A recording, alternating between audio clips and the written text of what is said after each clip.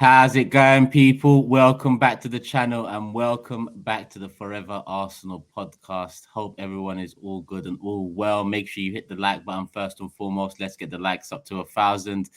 And I would apologize for being late, but you wouldn't know that we were late because, yeah, it is a pre-record. He was late again. He was late. I'm ill. I want everyone to know I'm not going to be on my best form today because I'm very unwell. But I still made it, and I still made it on time. And Lee was late again, but not in the realms of fines. Unfortunately, like you know, what I mean, like a couple of minutes late. He's a couple of minutes late, like you know what I mean. So, well, it was 11 actually, but a couple of minutes is 11 now. It was less than 11. Like, it was 11 minutes. And also, you know, like you do talk a lot of crap on here at times, like we don't really get going till about this time anyway, like so. And if I'd have known you was ill, James, I'd have definitely been a lot later. I'll tell you that now. Like that, I mean, but, You're an absolute sweetheart. I was struggling to sleep last night. And did you? I went straight out like a light, like you know. So after that wonderful game of football yesterday, I really enjoyed that game. So what is it this time? A pulled groin again, or? Well, me what? About pulled groin again, or what's the excuse? Just wondering what's caused your lateness. No, just you know, a couple of minutes later. You know what? I'm not saying it on here, like you know what I mean. So I couldn't get into the link. I kept doing it wrong. So wait, whilst you're appealing your last fine, you've done it again. I have done it. Yeah. Oh yeah, I forgot about that. Yeah. I'll tell you what is annoying with my computer. Right, I have to, you know, like the password. I will concede to this like live. Like the first letter is a capital, and I kept because I've been up early. I've put the capital on, and then haven't took it off. So I've done the link, you know, like the password, and it's not going in. What's going wrong with the password? Then I realised that the capital light was on, like you know. So that cost me a minute. That cost me a minute. I say over a minute. That did. Like, you know. So point off. You would agree, yeah? Oh no! I'll tell you what. There's no point coming off because there was somebody in this group that backed his team at the weekend. Other than somebody who like up there, like you know, you should be ashamed of yourselves. And I'll tell you what. I'm going to say this now. I had 4 people come up to me after the game, right? Fourever went copy and paste, but anyway, that's another story. Like that. But they're going, shame on those other 3 for not backing us. Shame on you. Like you was the only one that done it. Well done. And I said, yeah. You know why? They went, no, because they're slags. That's what I said. They're absolutely slags. That's what I said. Like, you know, but we ain't. But crazy. You don't get that point. Don't you worry about it. You'll get. I see what you're getting. You're getting a wooden spoon. That's what you're getting. I mean, you are a repeat offender now, Lee. I mean, yeah, of course. I think James has got a point. I am a repeat offender. I have been late twice in 234 episodes, which is not a bad average considering, like you know, Turkish has never been fined for 38%. Me and sure. I mean, Lee, it's not really a defense. It's not. I've said I've been alive for 39 years. I've met 1 billion people. I've only killed 2. That's fine. I've only killed 2 people. Judge, let me off. Judge, let me off, Judge. It's only 2 in 3 billion. I've only murdered 2 or 3 people. I love it. I love it because I tell you what, like James is worried about getting bottom, and you're worried that I'm going to take over you after that. I know what's coming here, like you know. Interesting as well that Just when you're backed into a corner, you resort to stats, Lee. Yeah, it's funny that because me and Roy have been working on our defence this week about stats and everything like that, and it's a good thing. And I'll tell you what, like people now are sending me like you know pictures of you and Graham, you know, like first thing in the morning. Like no wonder I'm not sleeping well. Like you know what I mean? So, actually not sending me sleep. It's waking me up in my sleep now in horrors. You know what I mean? So that's very interesting, Lee, because I mean I thought maybe Tactical Insight had, you know, rubbed off on you recently. I saw a little tweet. If you would do the honest Turkish. Oh, what's this? For all podcast listeners, we seem to have a graphic here from Lee Judge's TV with all of Jorginho's stats. It's got even a little Lee Judge's TV mark. That's very interesting to me. Guilty. I do not. I will have a word with my people. Your team about that. I mean, all I tell you, it says Lee Judges, who's all ever I'm saying. been decided to be a stat man, I'm going to sack them. Simple as that. Like, you know what I mean? So, Wow. yeah. Well, look, so what's it happens? Me and Sharoy have been together. We've had our meeting this week, and very nice over a cup of coffee. And we've gone into the stats because stats don't lie, James. You know, and I know. this is the thing. Like, you know, what they don't tell is the true story. That is a fact, but stats do matter, and there you go. So I'm glad you're seeing the light now. That's all I'm saying. Listen, like the tactical show, like, you know, Brilliant. is really good. I've got Graham on 4 groups, and without fail, he puts on every single group the link for that tactical show, like that. I mean, like that. And, do you know when you have? I thought, I better just open it up just so it makes it look like, because I think he's got a pen and paper statting it down like that. He's not looked at that one, not looked at this one. Not looked at When you open the link, do you copy and paste? Do you screenshot? How do you open that Take link? a picture. No, I just delete it, you know.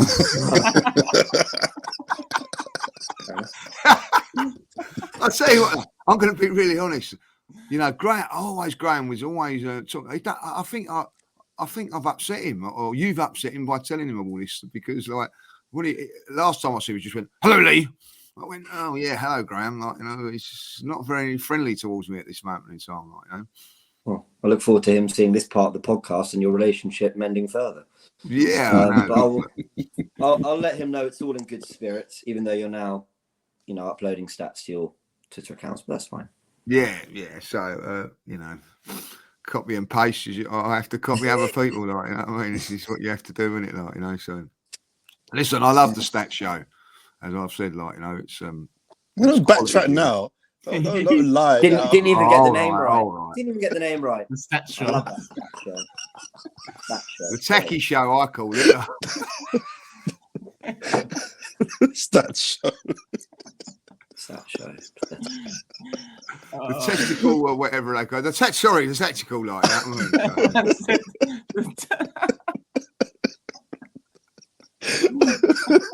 Listen, Sorry, Sharoy, just dock him his point and let's go.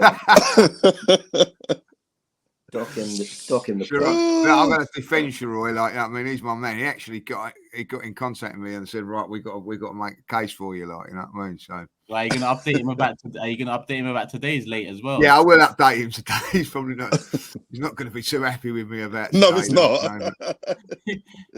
You're on bail. You're on bail, and you're It's like, Lee, you're killing me. You're killing me, Lee. You're killing me. We'll get away with it. Don't worry. We'll get away with it. We've got plenty of evidence.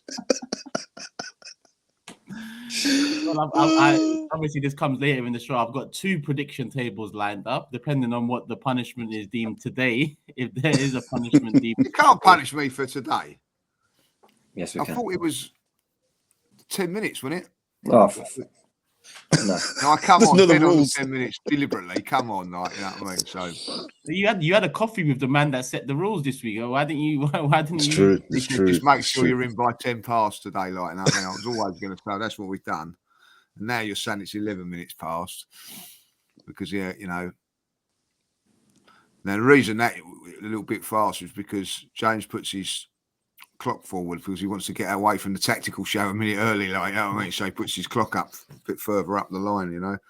It's, you know, it's 59 minutes, Graham, 59 minutes. He's only just introduced himself, you know what I mean? It's like, come on. Shameless. You're shameless, Lee. Shameless. Absolutely shameless.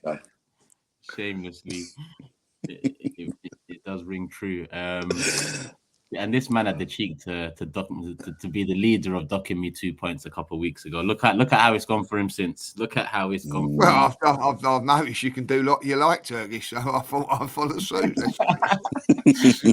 Well, Lee, when you got a company leader, there's no punishments. It's just brazen about when you do it.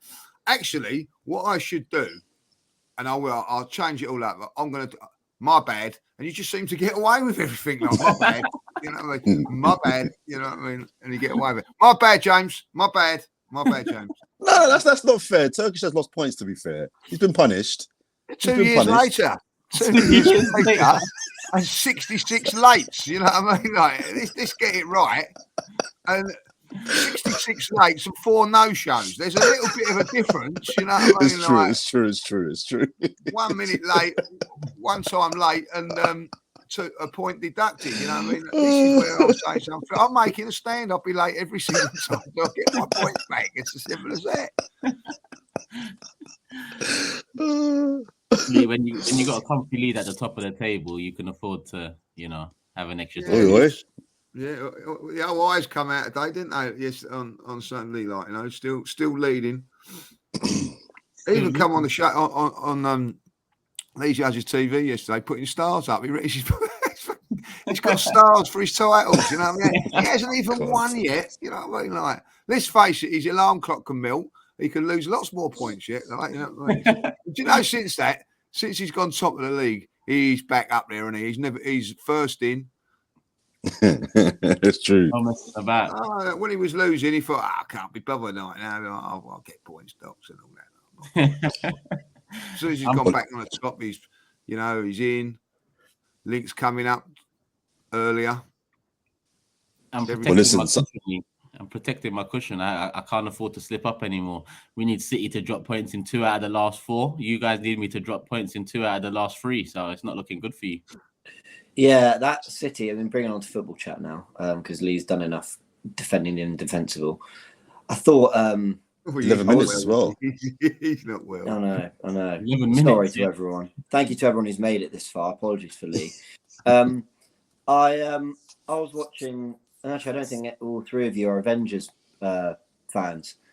I was watching Avengers Infinity War last night, and there's that scene, you might not know it, where basically... Definitely don't know it. No, fair enough. But a lot of people watching this podcast will.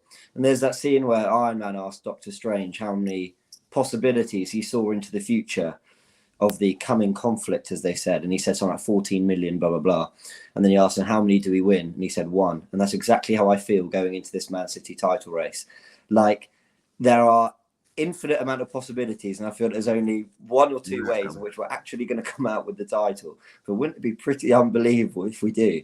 And that win at Newcastle, as Gary Neville so eloquently put it, it's a little, he used a boxing metaphor, I'll probably butcher it now, but it's just a little punch to the ribs. They'll be fine probably, but at least we got them thinking, at least we got them uncomfortable.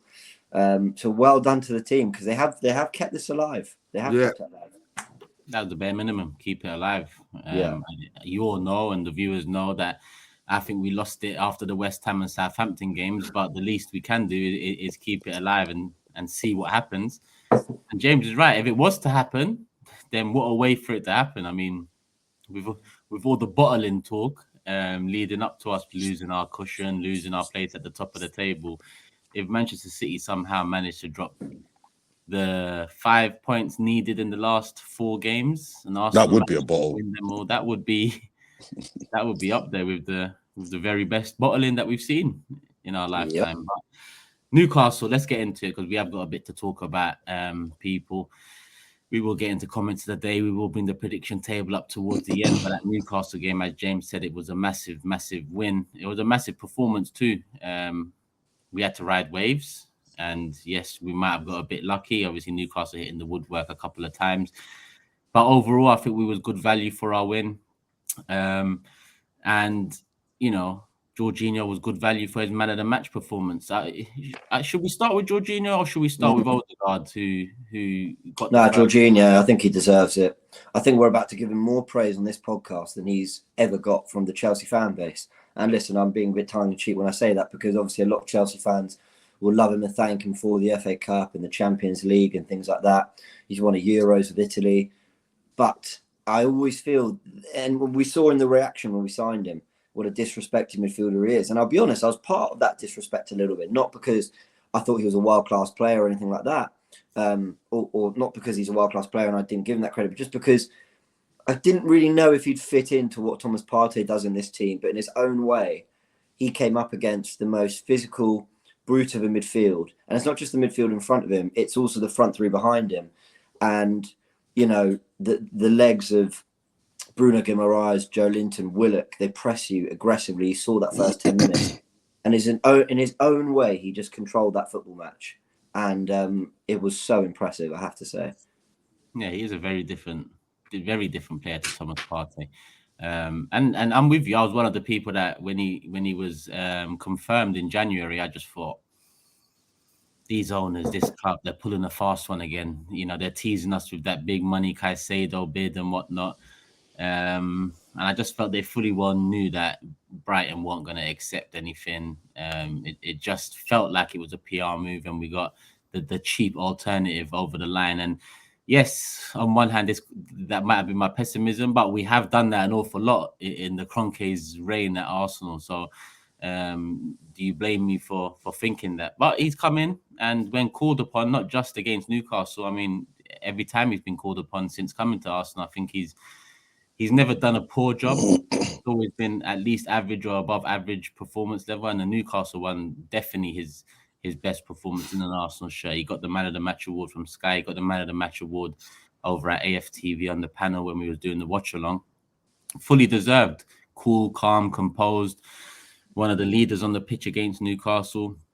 And not only a leader vocally, but he was leading by example too, in terms of when there was a header to be won, he was going up for it. Was he winning everyone? No, but he was going up for it. He was challenging. He was making a fight of it. And when you look at Newcastle's tactics, that's what they wanted to do, make a fight of it. And it was up to Arsenal to stand up to that fight. And Jorginho was one of the leaders in standing up to that fight. Lee, you was at the game as always. Give us your take on it. What was the atmosphere like? I've seen Newcastle fans saying, you know, the Arsenal away lads and women have been the best away support this season. Yeah, fantastic atmosphere in there. First and foremost, I have to say this. I don't think, unless you went to the game or was up there, you don't realise how good a performance and result that was, because it's a different place. That's the first time I didn't go last year, but this is the first time I've been there since the new owners are coming. The place is completely changed.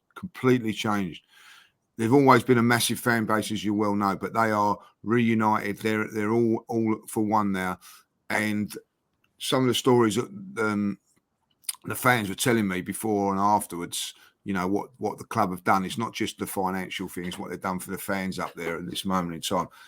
The board can do whatever they want. The players, that, you know, they can foul if they want. That they're firmly behind them. And the atmosphere was like a cauldron. It was electric up there, like, you know, and you're thinking, wow, 50,000 Geordie fans, more than happy with what's going on. Is going to be a difficult place to come, like, you know. And I'll be honest, I'm going to be really honest with when you say about Jorginho. I actually thought, I looked at their midfield, very physical side, Newcastle. Yeah. I don't know if it come across on the TV like that, but they leave their foot in. They're really not nasty. I think that they're very competitive, and nothing wrong with that. That's the way they play. And I'm thinking probably I would have played Partey in place of Jorginho. I didn't think Jorginho was going to be physically strong enough for that game and get around the pitch quick enough. That was my concern. I thought he was absolutely outstanding. He withheld the physical strength. There was 3 or 4 times he got the ball in very difficult areas, laid it off, and they hit him late. But the next time he went and done it again. Brave on the ball in areas that were very dangerous. And I just thought he was the glue that kept that midfield together. Really well, played really well. Backed up, I have to say, fantastically by my man of the match, which was Granit Xhaka. I thought he was absolutely outstanding in that midfield. You know, that tackle, by the way, so 1-0. You know, that was just, it was really, I've got to say, people have had a little go at me when I turn around and say, it's the best away performance of the season. I think it was the best away performance of the season for me, because I do think there was pressure on that game. I do think that, you know, if we lose today, do you imagine if listen, I'm going to be really honest. The Everton game for Man City, if they go to Everton in between those 2 Real Madrid games and win that, it's done. But we had to get that to that game. We had to win that game to put a bit of pressure on them. You know, they put pressure on us all the time. We need to put a bit of pressure on. It was a fantastic performance. I thought that the midfield three were just superb, sublime, whatever way you want to look at it. Done all their roles to the. They've all got different roles in the team, but they've done it to the maximum. Were fantastic. The work rate of the front three. I know they're all talented, and I'd love to have had that talent in my footballing career, like, you know. But their work rate and attitude, I think, has got to be applauded as well. They're youngsters, but they're prepared to work, chase for the team. I watched the Man City game yesterday, and they're going, "Oh well, he doesn't, you know, Viturius Junior doesn't track back. He doesn't do this. He doesn't do that." Who? Whatever his name is, like, you know what I mean? Victorious. What? Vinicius, whatever his name. Victorious. Man said victorious. The point being, they say, "Oh, well, Rodrigo don't have to chase back. That's their part of the game." And listen, they're He resorted to Rodrigo because it's an easier name. Yeah, they both do it, but he does it a little bit better than They both do. But they're a well organised defensive team, Real Madrid. But they allow, like we did with Robert Perez, to be fair, we allowed Robert Perez not to defend that well. We was a great team. But I honestly think we're a very, very good team now. But there's no passengers. There's no passengers as far as work rate's concerned. And I think that will bode well for the future for us if they continue to do that. You know, I don't think Saka, to be fair, has been great in the last few games. We'll all admit that, like, but you can't. His work rate and everything. He doesn't go hiding. He doesn't hide or go. He'll put a shift in, as they all do. And I thought the work rate for that performance was unbelievable. And people then will come in and criticise us and go, "Why didn't you do that against Man City?" The difference is, and the one thing I did notice when I went up there is there's Manchester City. Then there's Arsenal, and then there's the rest. You know, we are above the rest of the Premier League, but we're not at the level of Manchester City, and that is the problem we've got now going into the summer. Do we go that way, or do we worry about what's coming behind us? And I think we've got to aim for them, because you know that we've at this moment in time, I think a lot of Arsenal fans. And we've been genuine here, like, did think we wasn't going to go and win that game. You know, like, they thought it'd be a draw or a defeat, even like going into the game, you know. And it could have gone either way, but we won. That's 4 games we've lost this season. If we win our next 3 games, that's 90 points. It's hard to improve on 90 points, boys. It really is. You know what I mean? Like, you know, people go, "Oh, we've bottled it, failure and all that." If you hit 90 points and don't win the league, Liverpool will know this as well. That's an unbelievable amount of points not to win a league. So it's going to be very, very difficult, but wonderful performance. And I'm going to say, you know, maybe a little bit too late if you'd done it at Liverpool. But again, Mikel, we learned his lesson, because when we was 1-0 up, brought Tierney on for Shinchenko, and I thought Tierney was fantastic when he came on. So great performance, tactically as well. Just going back to your question, Turkish. I mean, the boys of. I don't have anything more to add regarding Jorginho. I think he was the man of the match. He was brilliant. But the 2 guys I want to just highlight, I think they deserve it, and it's linked to Jorginho's performance and selection. The first one is Mikel Arteta, because I think it's a massive sign of how he's improving and learning.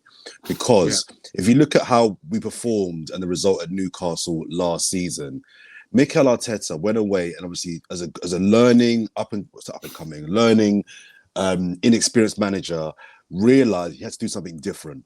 And he said it in his interview as well.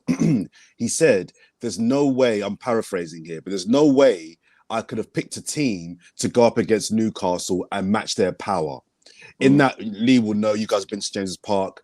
You're going into a loud stadium with a vociferous crowd against a very physical, powerful team. There's no point in me trying to go up against it. It's like trying to stand in the middle of a tornado. You're going to get blown away. So he decided, I need to find another way. If I can't beat them with power and aggression, I'm going to beat them with intelligence. And I think that is why he picked Jorginho. We could have still lost the match, but the mere fact that he went away and he decided to do something different says to me that he's learning. And as a manager, as my manager, that's what's more important to me. He didn't just pick the same team and do the obvious thing. Yeah, he said it in his interview as well. I couldn't come here and try and match them for power. I had to find another way. So I think he deserves massive credit. We've criticised him at certain times in his Arsenal career as manager for not learning. And this is an example to me of where he blatantly learned from last year. The video he showed them apparently of last year, all that sort of stuff. I'm not so sure he wanted that out. I think Aaron Ramsdale accidentally told Dave Jones in the Sky interview about that, but whatever. But those sorts of things just really impress me that he's learning. And again, if he'd have lost the match, I'd still praise him because at least he's thinking of something. He's recognizing the problem and trying to fix it. So I want to big up Mikel Arteta first of all. On that one, Jordan, though, do you think the Jorginho move in terms of coming in the last couple of games is down to Partey's performances or maybe a Partey? I do. I think it's down to a Partey performance. And it's funny because you said in the podcast after the Man City defeat to go back and look at the second Partey goal, was it? Or third? Was it the third? And I did. All 3 goals, really. You're totally right. And I watched them back. And you're right. He's not sprinting. So I can only deduce from that match that he just wasn't fit. He must have been carrying a knock because he was so poor, and he's been poor for a while, in my opinion. He must be carrying a knock. And that may have forced his hand in this game where he just thought, Partey's just not 100%. But I also think that, I'm giving the benefit of the doubt. I think he recognised that you just can't match Newcastle in this form at their ground with power. If that game was at the Emirates, he might have picked Partey because you're not up against the Newcastle atmosphere as well as the powerful team, but it wasn't. And I rate him for that a lot. But the other player I wanted to really pick out as well, who I think ran Jorginho so close for man of the match, was Aaron Ramsdale. And you lot and the Arsenal fan base really, I think, went a little bit OTT of his performance at Anfield. I really think he was good in that game against Liverpool. He was good. But this game, for me, he was better. Let me tell you why. Because it's just been announced, I think, this morning that David De Gea is going to get a new contract at Manchester United. That, for me, would be a massive error. Mm-hmm. David De Gea is a quality goalkeeper, but he's not the future. And he's not what Ten Hag wants to do. But the reason why... Sorry, James? Shot stopper, sometimes. Yeah, sometimes. But the reason why I'm critical of David De Gea is because he doesn't do the basics consistently well. And he makes a fabulous save every now and again. He's a brilliant goalkeeper. But the reason why I applaud this Aaron Ramsdale performance so well is he did all the basics really well. Yeah. We commend him for his kicking, his distribution, which is brilliant. But crosses, David De Gea from crosses is awful. Commanding his box, he's awful. Not parrying shots, he's awful. All the things that Aaron Ramsdale is good at. We praise his kicking, but for me, the reason why he's turning into a brilliant goalkeeper, in my opinion, and why he was great on Sunday was because of all of those basics. He didn't parry anything. He won, I think, all, if not most of his crosses. Those are the things that, for me, make you a top goalkeeper and separate him from me from De Gea. De Gea will make an insane save, maybe even 2. But if you're not getting the basics right, I'm not interested. And for me, Aaron Ramsdale was amazing because he did the basics right. There was a couple of great saves in there as well, but he just did the basics really well and at the right time. And that for me is why I wanted to flag Aaron Ramsdale, because I just thought, Odegaard, Jorginho, he who shan't be named will get lots of praise.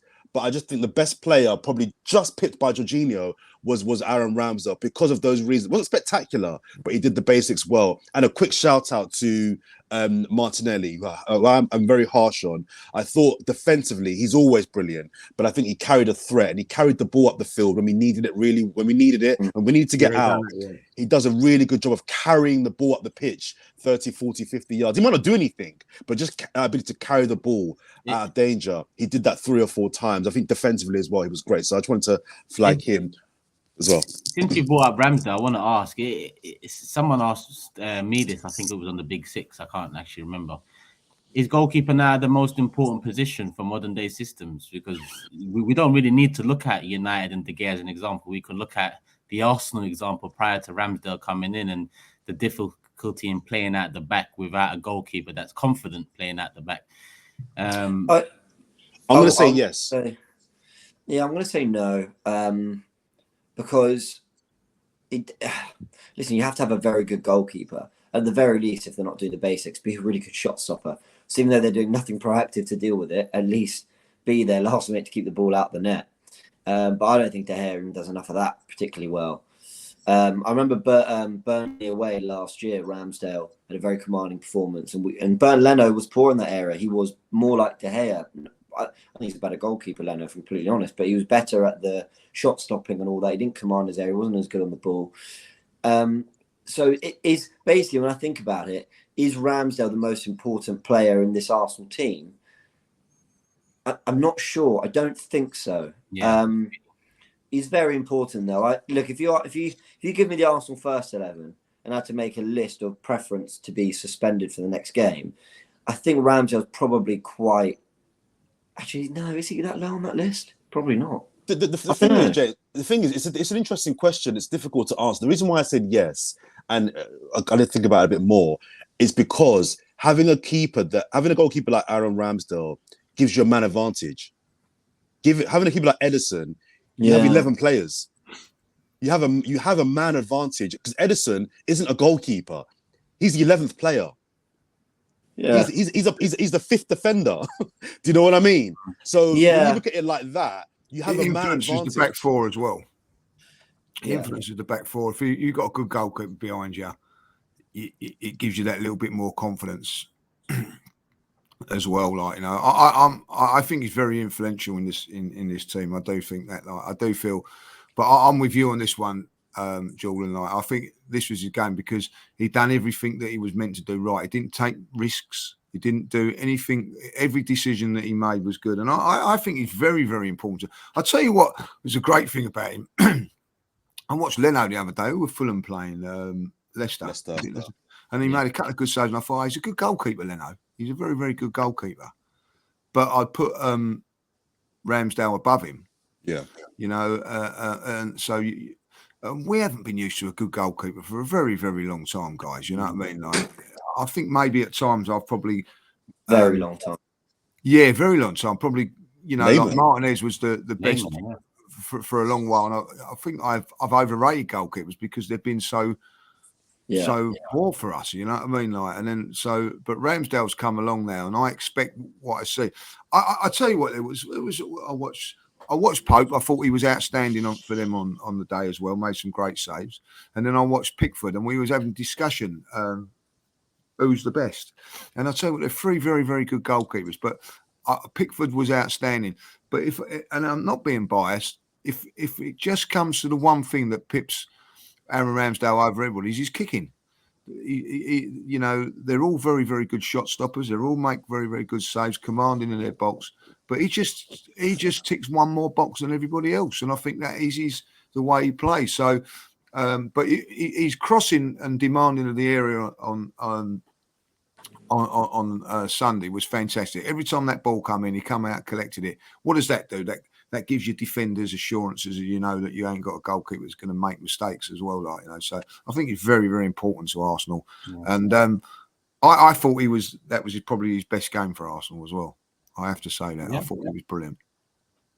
Just off of Lee said earlier on the game itself. I mean, I was stunned. I predicted an Arsenal defeat. I didn't see that win coming from anywhere. But Lee said that it was the best away performance of the season. I'd argue it's the best performance of the season.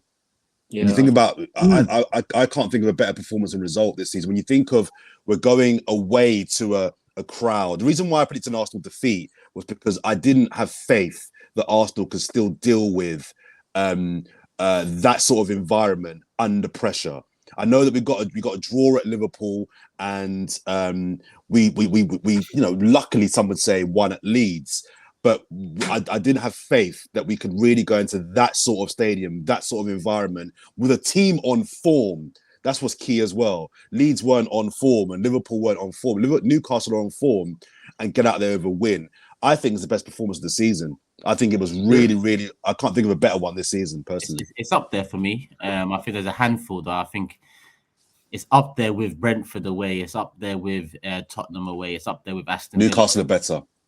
They are better, but Brentford away came after a Man United defeat and the first defeat of the season, the big game, and a lot of questions were asked. The Aston Villa away win came after Man City beat us and went top of the table. And the Tottenham one, Tottenham are Tottenham, and they've well and truly been Tottenham this season. But that was still a massive away win considering how long it's been since we've won there. I put all four of them together in terms of our top performances at crucial times of the season.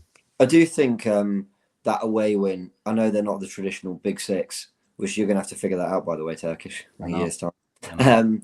But I think Arsenal really needed a win away at one of those grounds. Because, listen, I praised to the hills, Arsenal's win at Chelsea, Tottenham, the way we played at Man United, the fact that we went 2-0 up and played well against Liverpool, got a draw in the end. But to go to third place in the league, as you said, Jordan, when they were in their great form and beat them, I think we really needed that. I think if you look at the rest of the top four, we lost at Man City, we lost at Man United. So I think we really needed to, cement an away win, a professional win, the kind of win that brands you champions sometimes, the kind of, that was a champion's performance.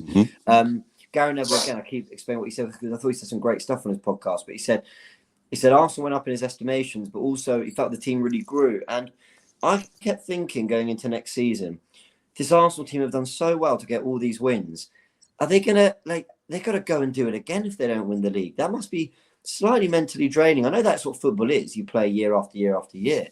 But they've got to motivate themselves to go do that again. Remember, Man City, they're going to win the league, and they didn't do anywhere near as well away from home against these sides as we did. So they don't have to win those games to win the league. But I think the fact they went to Newcastle and won that game, I think that gives them a different level of belief going into next season's away games. Like, no, we have done this. We have won at Tottenham, but we have won at Newcastle, and it's really, really awful in terms of the atmosphere and all that. And the last thing I was going to say is, I think it was really important. People were starting to talk almost like, Arsenal have been found out now. They're probably going to end closer to Newcastle and Man United, and that's probably about right.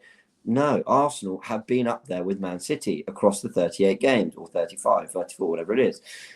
We don't deserve to finish closer to Newcastle. And I know it doesn't matter. It's still second place. A draw would have confirmed second on the day. But I really felt we needed to pull away and stay closer to City and take it to the final week. No, we haven't done that yet.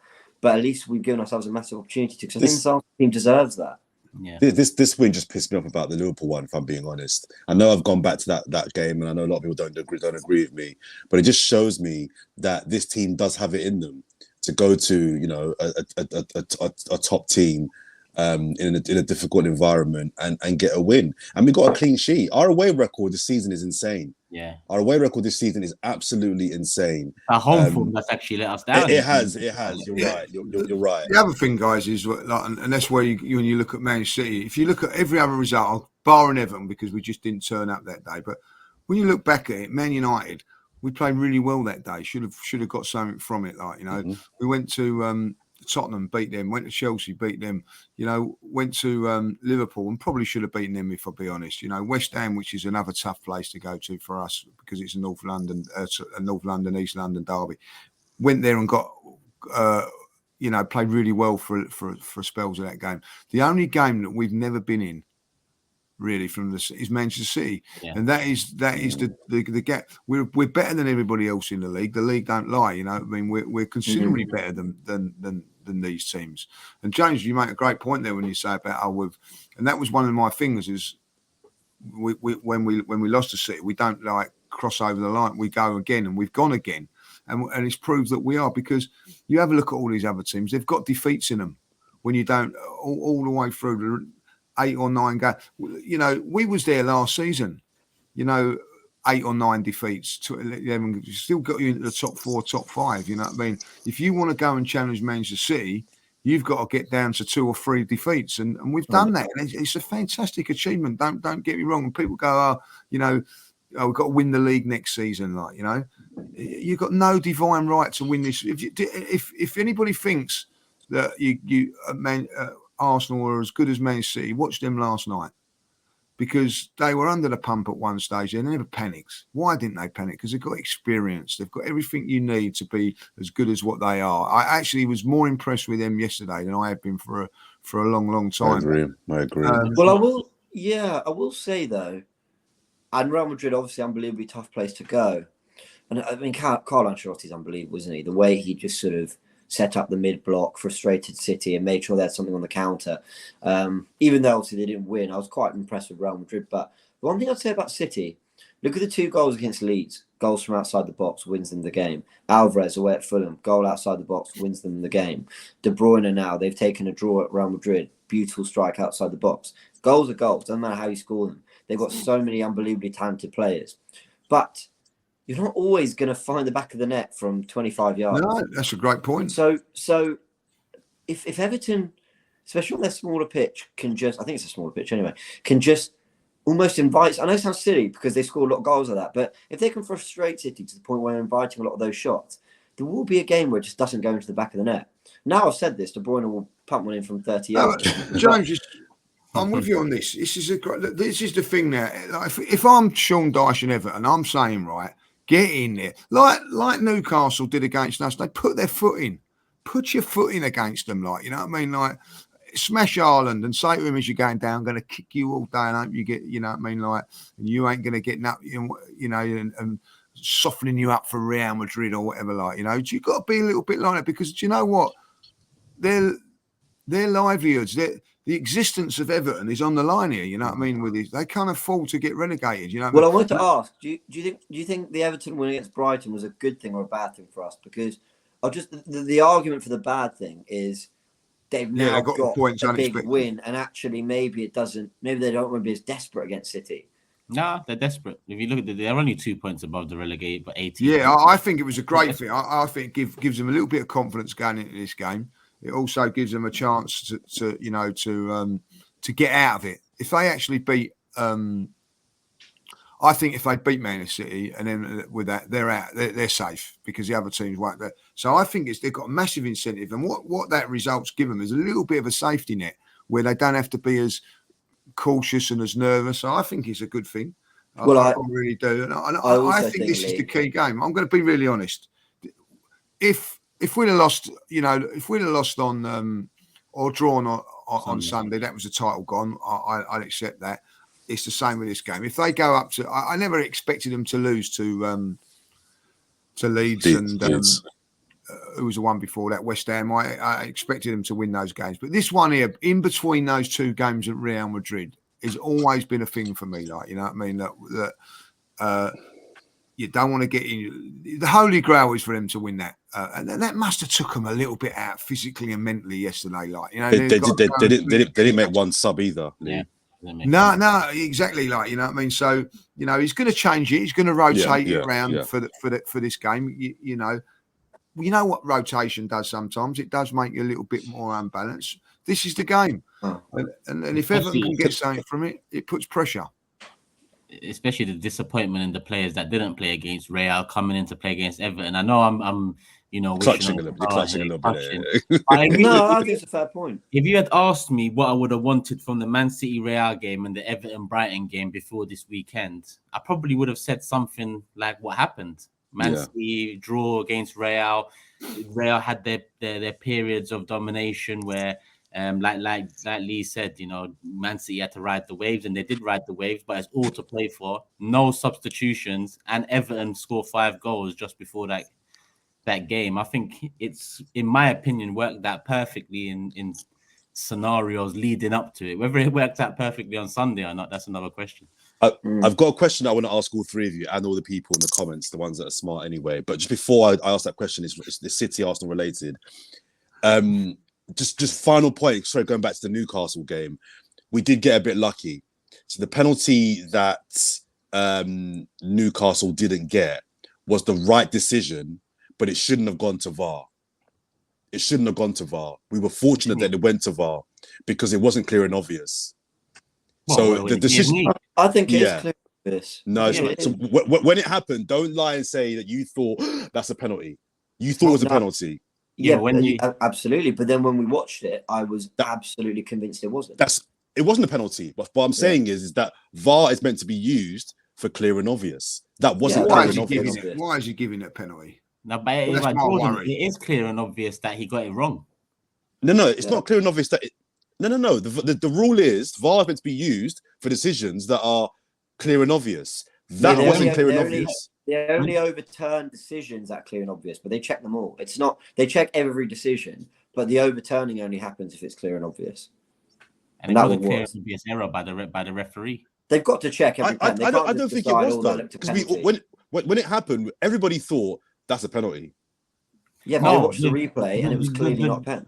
But listen. I'll give you a scenario, right? You haven't watched no football, and you put that penalty and the one against Man United up, and you go, which one was given, which one wasn't, and everybody's going to go, well, it's the Man United penalty that was given, and it wasn't. You know what I mean? I feel, like, well, why did he give that penalty? Because it happened so quick. He was 100% sure that was a penalty. It looked a pen. That's why in real time. It looked a pen in real time. It did. The ref had a shocker, in my opinion. He was awful. Do you know what, James? I'm going to say this, right? I thought he was as biased as anything towards us. I come out there going, like, he's the worst. So biased, never gives us nothing. And Newcastle fans were saying exactly the same.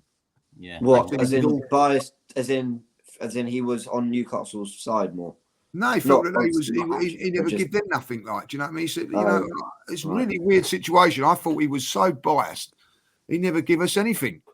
I will say, go on, John. Can I ask you a question? All three of you. So, Arsenal, Manchester City, and I want you to be unbiased here. Would you prefer Arsenal have 3 games left in 3 weeks? So that's one. We have 1 game a week between now and the end of the season. City have, I think, 3 games in the next week alone, and then we know that there's a possible European Cup final and a definite FA Cup final. Would you rather have the scenario of time and rest, or would you rather have the momentum and packed games at this part of the season? Which scenario would you rather have? Momentum at all the games you can get. Lee? Well, I if I had Man City squad, yeah. You'd rather have their scenario than Arsenal scenario? Yeah, of course, yeah, because at the end of it, they're going to win. They're going to win things, aren't they? Yeah.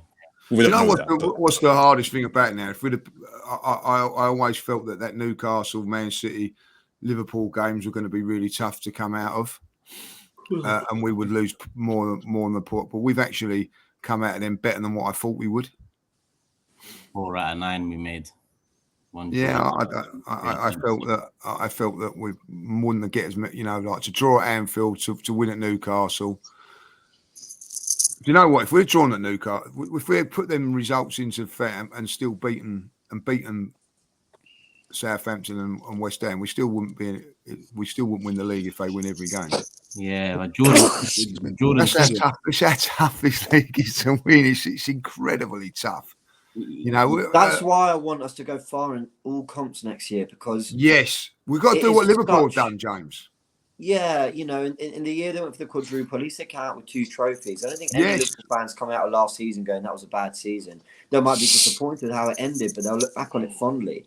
And I think that is why I wasn't that happy with going out of the Europa, because we could be talking about a Europa League semi-final in 2 days. Yeah, and that. Wouldn't that just be super exciting? All right, we'll still put the pressure on City, but this is in our hands. And look, maybe not, because Arsenal have been awful in almost every Europa League game they've played. But I still would like to have been in it. You take your mind off it. Yeah, it would. And that's where I think the real reinforcements have to come this summer. Yeah. He's got to be happy, not just because it's extra games, but it is the Champions League. You're not rotating for the Champions League. You're not. Yeah. It's going to be the first time in a long time that we're going to see our first team go out there on a regular basis. We're used to just the weekends, just Premier League football, what happens elsewhere we see.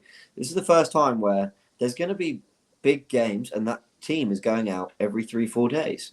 That's quite exciting. Yeah. I agree. It's important. It's important. And that's where, and it hardens you, doesn't it? Look at Man City, like, performance after week in, week out. So this is the thing, like, at the moment, if we was in the Europa League this weekend, you'd be worried about Brighton on Sunday. I would be feeling, oh no, what's he going to do? We're going to be jaded and all that. Like, they're not worried about it. Every game they're going for. And that's a great point you make there, James. We have rotated in every single competition this season. Gone out early, first round against Brighton, early in the FA Cup, and we've in the Europa League. As soon as it became a knockout competition, we went out. and we were being absolutely poor in every single game of that.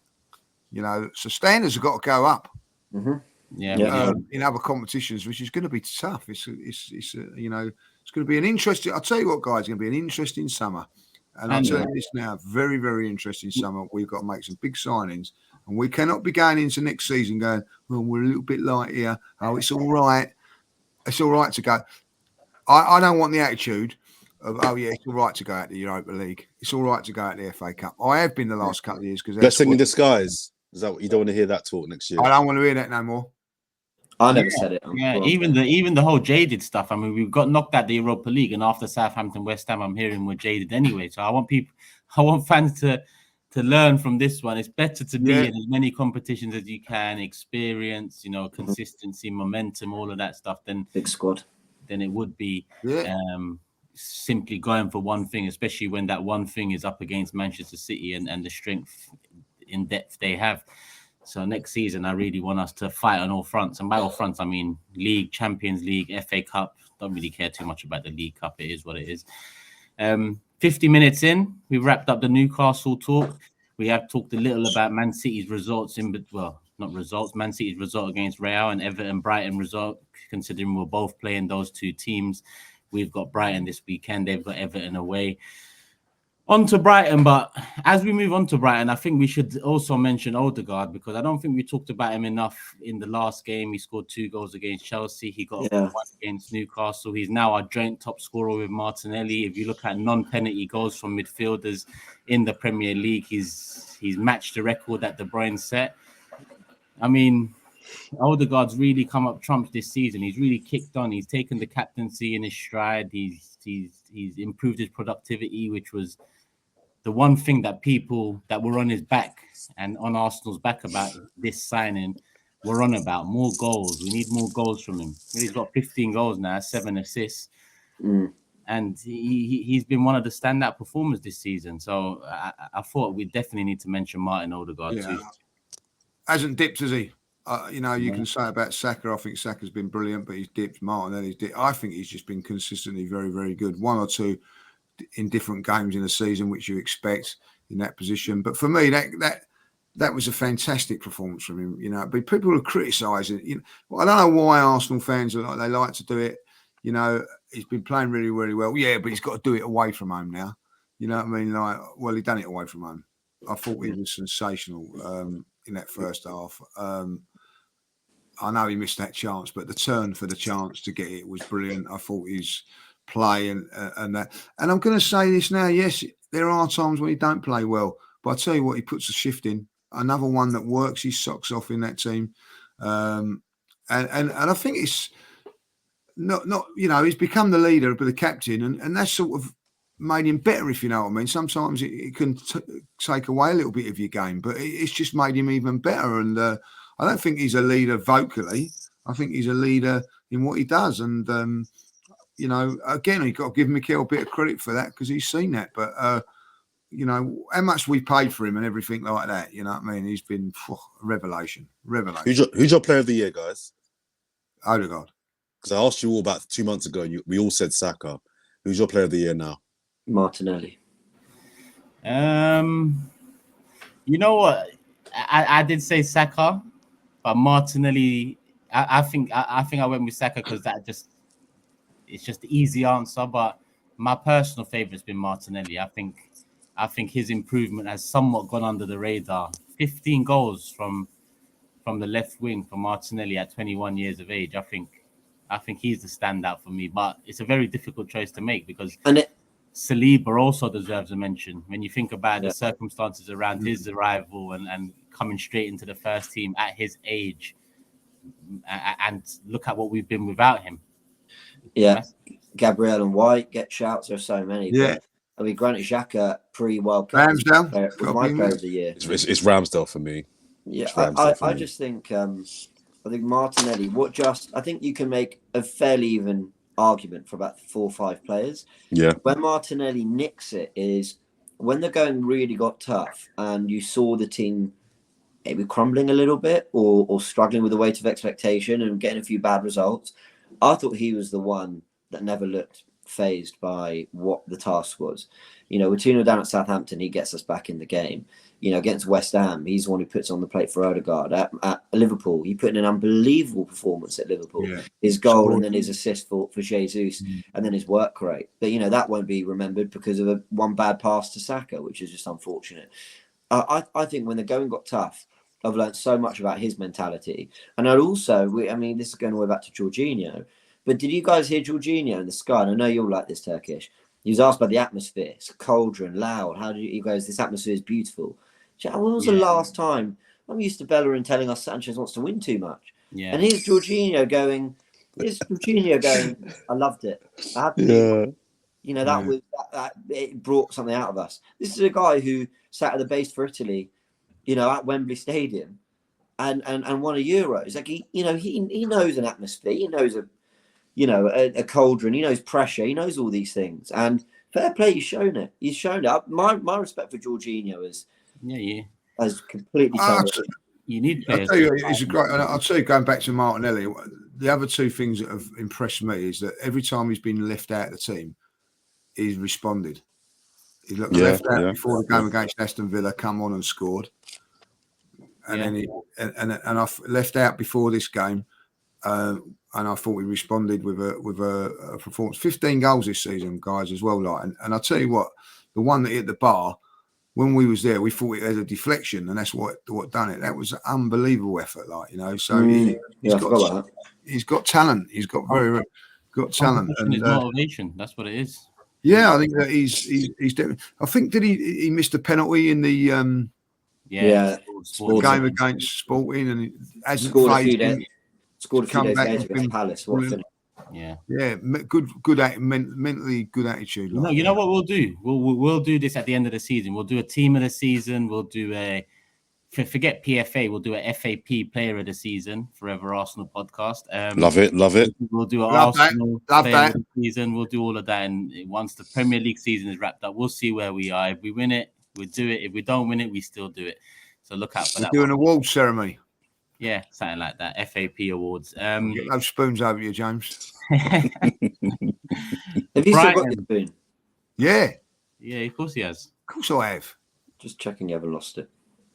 No. You nearly left your passport, so I just wanted to check you've got. Yeah, that's true. That's true.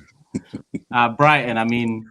We go in the same as we went in against Newcastle, but there's one question I want to ask: does Tierney start this game? Because when he came on against Newcastle, we did look a lot more assured defensively. He did play a part in the second goal.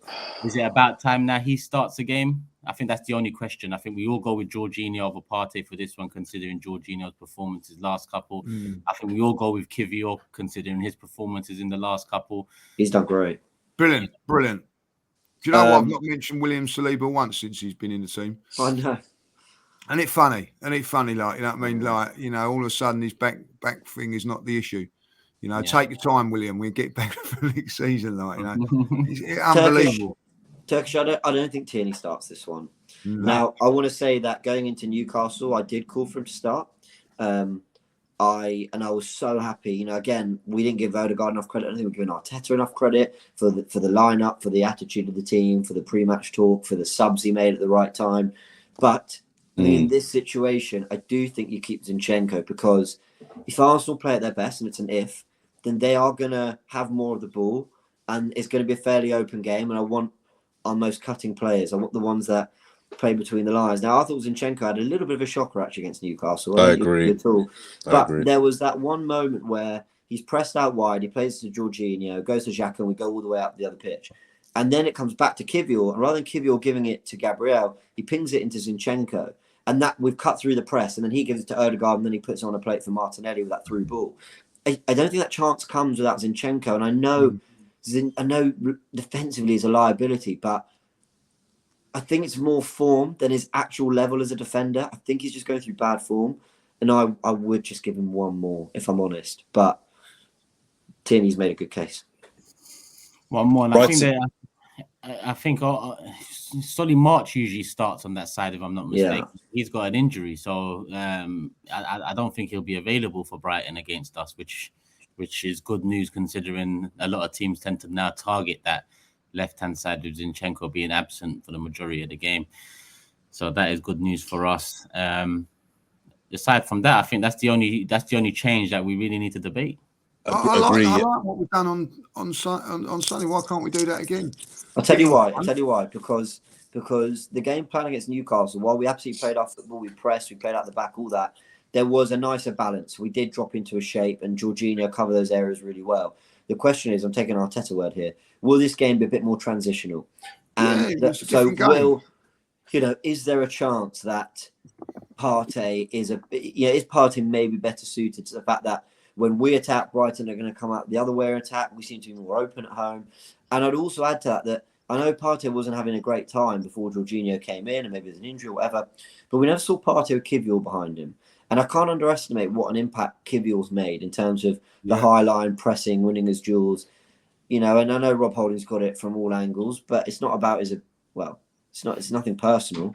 He just doesn't do what even Kivior does in terms of holding a higher line, passing the ball quickly, finding in midfield. So I would go with Zinchenko and keep Jorginho, but I wouldn't be surprised if come half time, a bit like the Everton game, he actually brings Jorginho off and pulls on Partey, because that game was quite open.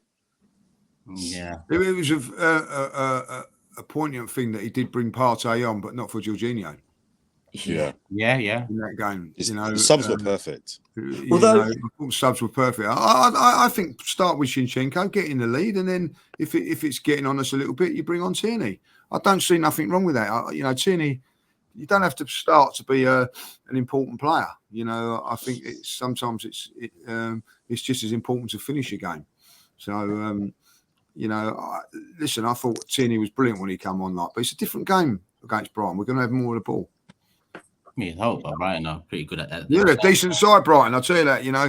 And they're going to be licking their wounds after that. That it was a bit of a freak result, wasn't it? But I think that probably if Brighton that game come a little bit too quick after the Man United game Thursday, Sunday, for that squad, they'd be a little bit more refreshed going into this one. So it'd be still a tough game. I'll tell you what, there was a lot of goals in every game on Monday. 8 in one, 6 in the other. Leicester are a mess. They are going. I can't believe I'm saying. I think they're going down. Yeah. Fixtures are awful. I think Forest might just do it. I thought they beat Forest to that 8th, 9th, 17th spot, but they're in big trouble. Yeah. And I think there's a show in what players around the relegated clubs do we want, because I'm honestly taking 3 of them. Yeah, I think end of the season we look at who's relegated, and already at Southampton there's one I'd take for sure. So we'll see who else gets relegated, and we'll make a show out of that. You want Theo back? Yeah, that's the one. How do you know, mate? No, fair enough. Maitland-Niles is coming. Each to their own. Oh yeah, Maitland-Niles. That's the second time he's been relegated. No, West Brom and now Southampton. Oh yeah, that's it. All right, let me bring up the prediction table because it's prediction time. We've just passed the hour. Hit the like button, people. Let's get up to 1,000 likes. By now, an hour in, we should be on 1,000. If you're watching and you haven't hit the like button, hit it now. So I've got 2 renditions of the prediction table. I've got the one I originally made. We'll bring up the real one. And then I got the one that I was asked to make. The original one, come on, don't mess me about. No, this is the real one. Original? No. I can't see that. No. This is the real one. You messed it up, Lee. You went 3-0 up and you threw away a 3-goal lead. I think you did, mate. No, I didn't. Come on the show at St. I'll go back onto the rule book. Get the proper one up, I'm not even I'll tell you what, I'm not being ganged up by 3, people that didn't even back the team, you know what I mean? So there you go, Back the team all you want. I don't actually give a shit about it. I'm too far gone. Yeah, don't worry about that. Listen to him. The trouble is, you are too far gone because at the end of the day, is there 3 games left? How many points are you in front? 4 of Jordan and 6 of you if I put them. Yeah, so I can't win it 7. anyway. You're 7 ahead of Lee and me. Hang on, how is it 4 now? Wasn't it 3 last week? I swear it was 3 points last week. The gap between me and you. Nah, Jordan, it wasn't me. Oh. Go back and watch the last step. Double check. So really, no, get the real table up. He's on 33 points. He turned up at 11 past 8. He gave us some nonsense about screenshotting. Put your dummy back in, go and get yourself an extra blanket, go on. Screenshot the link. I had time to get this blanket because he was so late. He honestly, right, you right, screenshot the link. Of course, you've Then never you been said late, you like, copied and one pasted time it. you was late 'cause Then you you was- said you're on the phone, and when I called, it rang all the way through. Yeah, So I think it's a point, Lee. I think you got to take the point. Lee. Listen, I ain't listening to him up there. I'm not listening. 100% not listening to him, like, Lee, it seems like the votes, as much as I said I don't care. The votes. Listen, I'm not having you two on the votes. The votes are 10 past, and I was in at 10 past. That's also, Sharoy's a disgrace. If you get relegated, Lee, he's not taking your place. How's he meeting up behind our backs to put together a case for you? There's no case. I still want his number. Huh? I still want his number. The trouble with this thing is now, like looking at it now, he goes first now, and we've got to go differently, but because he's gonna not be stupid and go Arsenal will win every game now, so it's going to be difficult. So what are we saying here? Because I've got one with the point taken off. I've got one with the point taken off. I think it's off. Lee, the people have spoken. You might No. Right. Having it. I was in on when the points of Dutch is 10 minutes. It's in the rules, and I was in. Right? No, that's 1 point. Late. 1 point for every 10 minutes you're late. That is the rule. No, up until the 10 minutes. 10 minutes. Yeah, the actual rules are from 1 minute to 20 minutes late is 1 point. From 21 minutes to 40 minutes is 2 points. And then for the rest of the show, it's 3 points. So by law, Jordan and James are right, Lee. Unfortunately, I'm on your side. I'm on your side. Thank you very much. Because this, listen, this be. Really I know you don't mean it, Turkish. You're telling me in the office you hope when other people have been late for other reasons. For other reasons, other people have been late. You know what I mean? Like we've let it go. There was once that James was making his bed and we was late. You know what I mean? Then there was another time when he, saying his internet weren't working.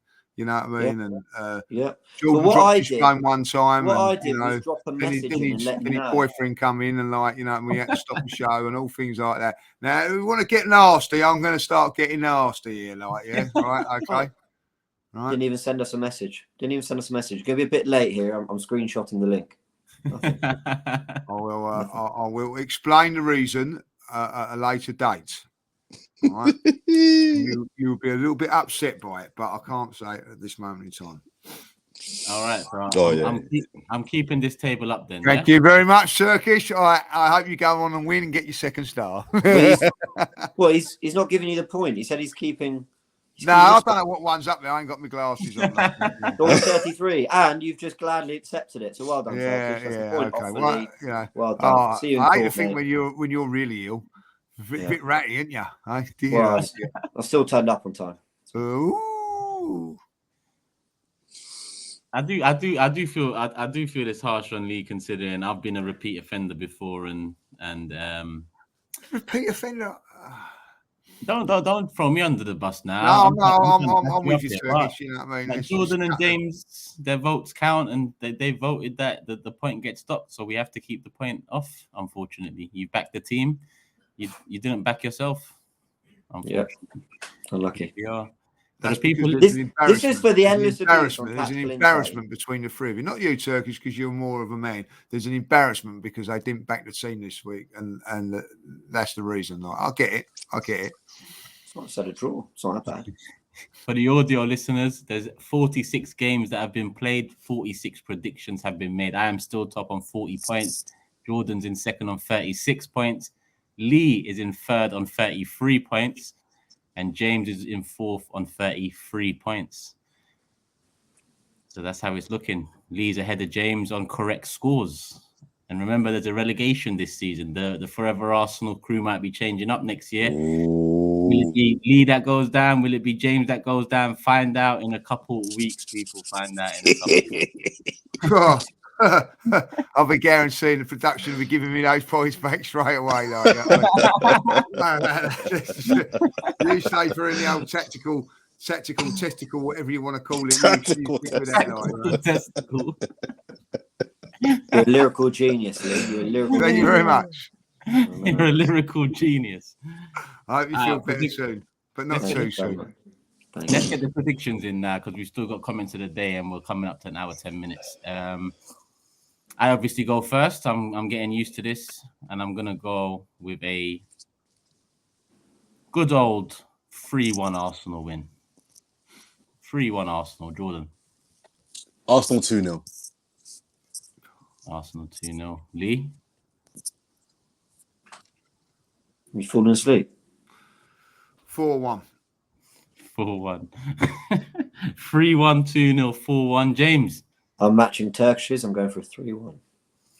You made me believe again, Arsenal. You made me believe.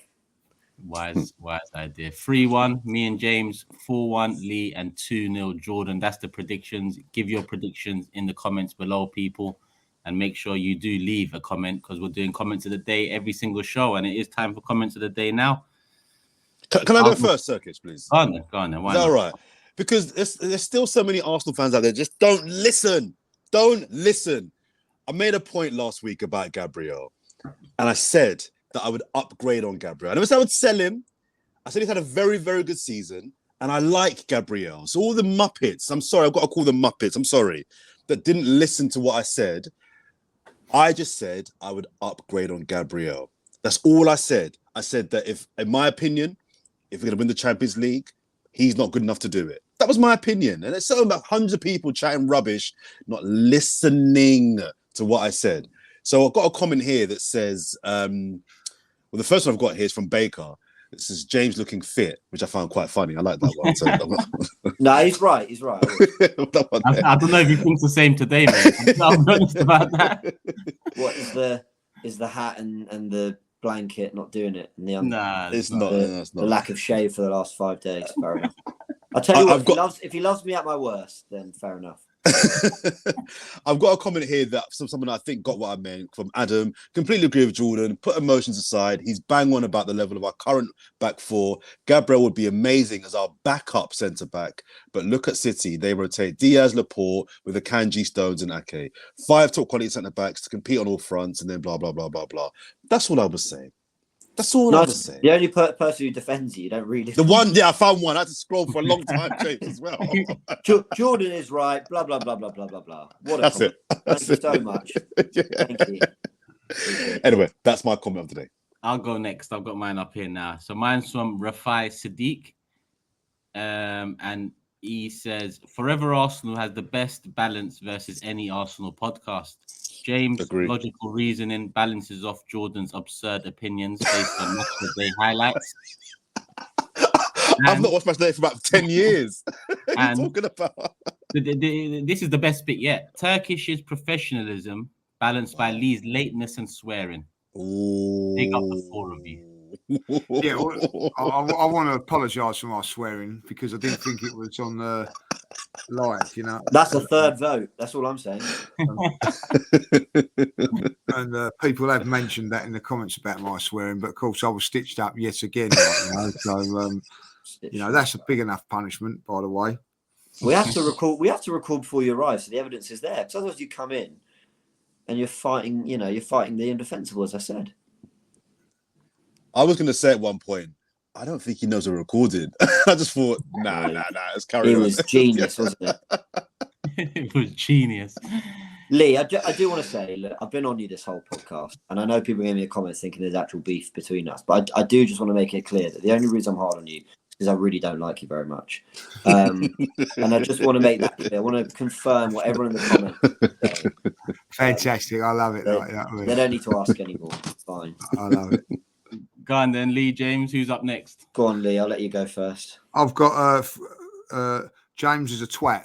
Oh no, that's from the judge. Sorry, That's a good one. That's a good one. You should tweet that with your stats. What a start to the show. My tea went everywhere. That's twice they've done Lee dirty, and I agree with that. You know, you've done it to me twice now. When other people were late, it's from Scars, that is, by the way. So whenever anybody else has done anything wrong, they never get stitched up. It's always like pick on Lee, and that's what it feels like. I'm being picked on. Yeah. Now you know how Graham and I feel.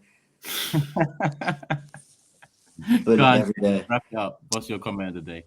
Kurt with a fantastic comment.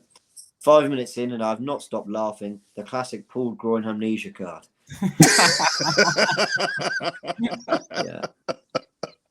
I was going to do that, but I couldn't say Amelia. You couldn't say.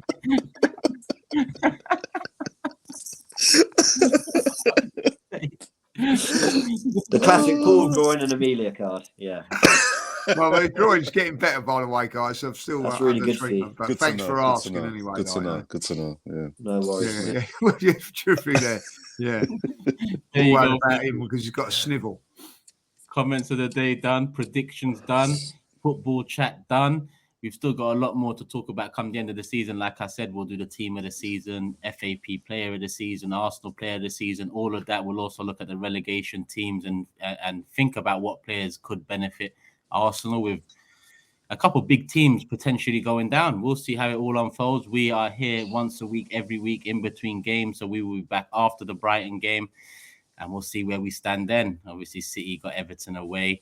Fingers crossed, Everton can do something. Jordan, Lee, James, it's a pleasure as always. People, it's been a pleasure as always. Leave your comments, hit the like button. Love for the love, and we're out.